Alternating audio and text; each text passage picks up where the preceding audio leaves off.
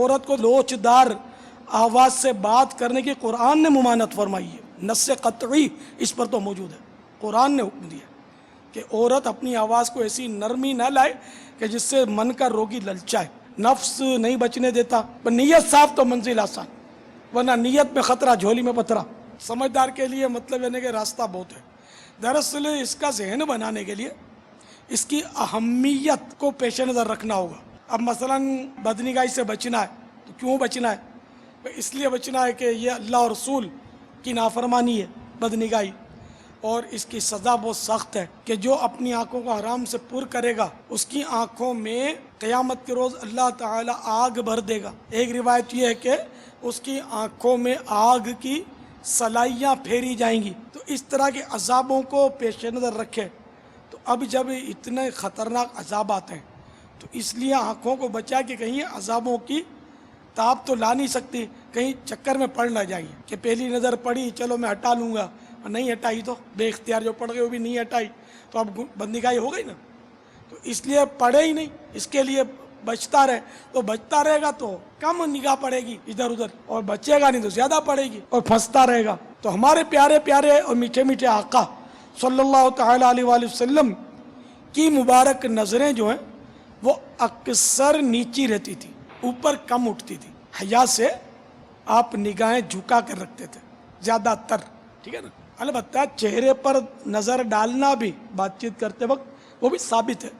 لیکن کسی کے چہرے کو دیکھ لیا تو اس کا مطلب یہ نہیں کوئی گناہ کبیرہ ہو گیا اور حرام کا مرتکب ہو گیا، وہ بھی جائز ہے، اور ضرورتاً کبھی اس کے تاثرات معلوم کرنے کے لیے دیکھنا بھی پڑتا ہے، جبکہ اور کوئی مانع شرعی نہ ہو، کوئی شرعی اور رکاوٹ نہ ہو تو چہرے پر نظر ڈالنا کوئی حرج نہیں ہے اس میں۔ لیکن بلا ضرورت چہرے پر نظر ڈالنے سے بچنے میں ظاہر عافیت ہے کہ ہمارے آقا صلی اللہ تعالیٰ علیہ وآلہ وسلم کی یہ سنت احیاء العلوم میں حجت الاسلام حضرت سیدنا امام ابو حامد محمد بن محمد غزالی علیہ رحمۃ اللہ الوالی نے یہ لکھی ہے سنت کہ میرے آقا صلی اللہ تعالیٰ علیہ وآلہ وسلم گفتگو میں مخاطب یعنی جس سے بات کر رہے ہیں اس کے چہرے پر نظریں گاڑتے نہیں تھے۔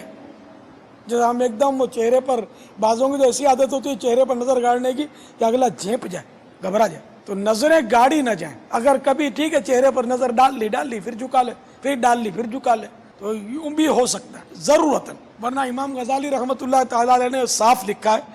احیاء العلوم میں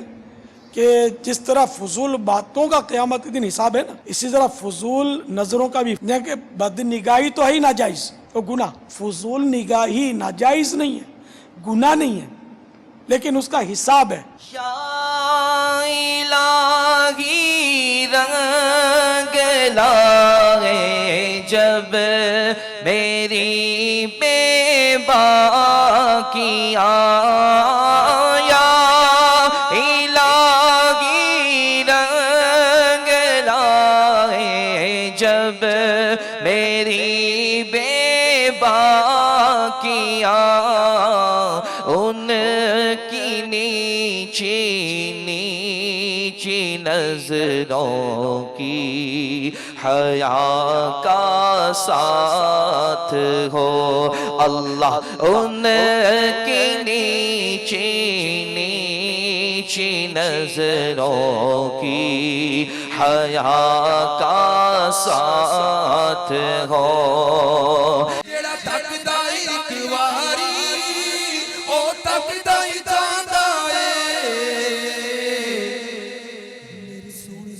مرشد دا